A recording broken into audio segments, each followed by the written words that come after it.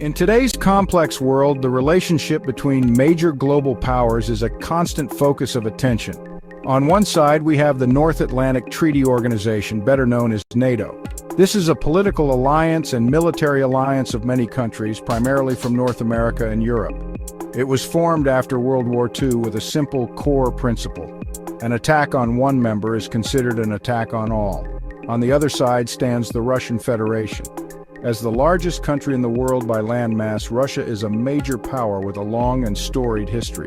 It possesses significant military strength and vast natural resources.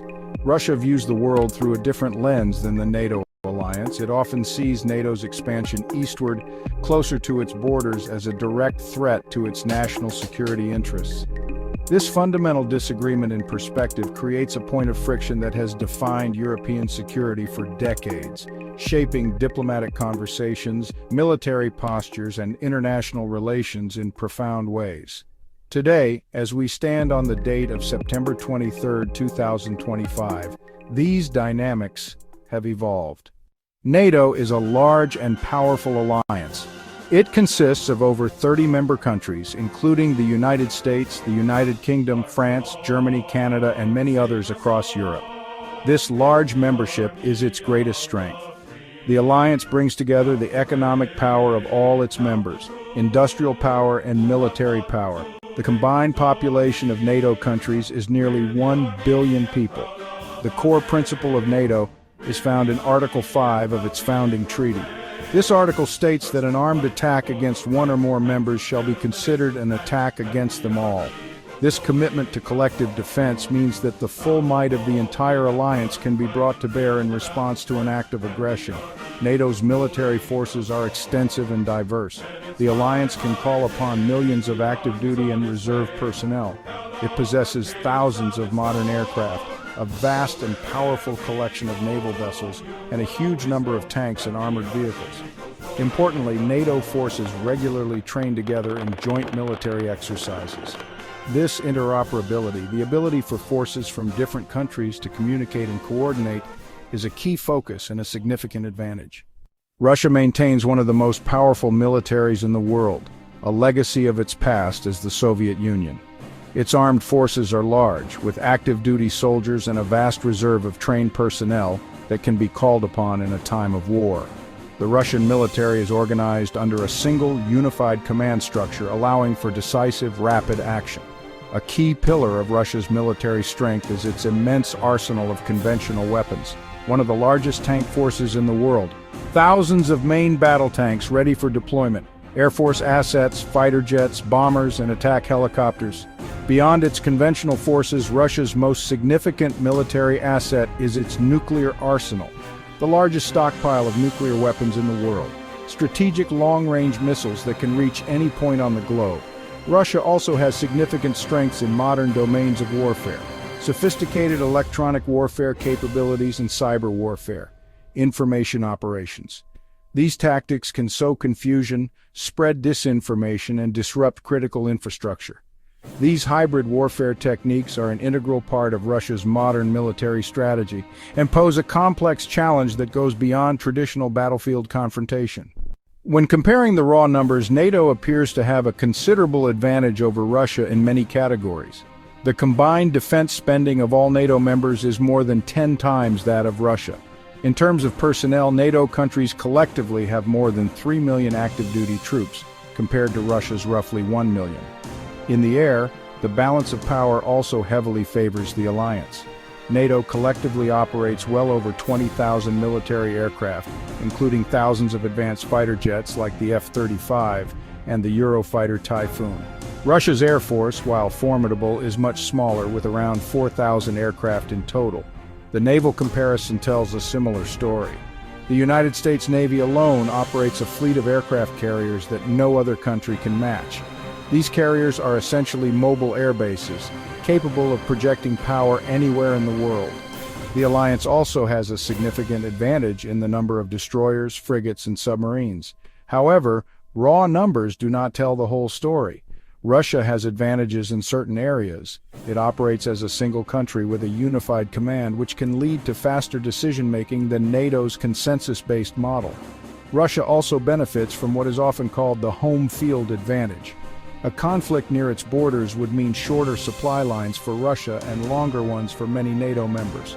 Furthermore, Russia has a very large and modern arsenal of tactical nuclear weapons, which could be used to offset NATO's conventional superiority.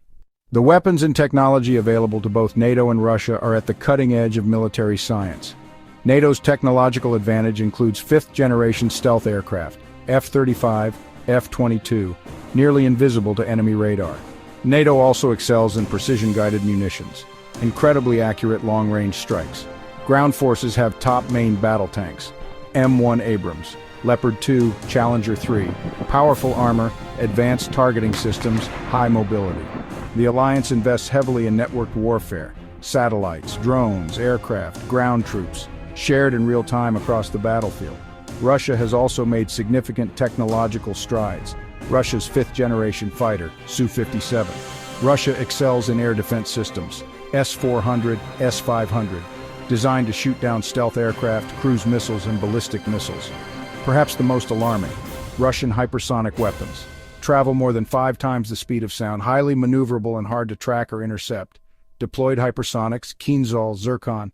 These weapons create a new strategic challenge, can strike high-value targets, aircraft carriers, command centers with very little warning, altering the opening moments of a conflict and forcing NATO to reconsider traditional approaches to power projection. Geography would play a critical role in any war between NATO and Russia. A likely flashpoint for conflict would be in Eastern Europe, Estonia, Latvia, Lithuania. A small narrow land corridor known as the Suwalki Gap is the only land link between Poland and the Baltic states. Between Kaliningrad and Belarus, a close Russian ally, seizing this gap would be a primary objective for Russia to isolate the Baltics from the rest of the alliance. Russia's vast size is both a strength and a weakness. Historically, Russia has used its immense territory and harsh winters to its advantage, wearing down invading armies like those of Napoleon and Hitler. Strategic depth, trading space for time and stretching enemy supply lines. But vastness also forces Russia to defend a very long border, spreading forces thin. The role of alliances would be paramount. NATO's strength is its collective nature. Russia would likely try to fracture that unity through political pressure, targeted cyber attacks, creating a rapid crisis to complicate invoking Article 5. Non-NATO countries matter. China, India. They could give Russia an economic lifeline or help isolate it. Strategic objectives would define the conflict. Russia might seek limited aims rather than all-out conquest.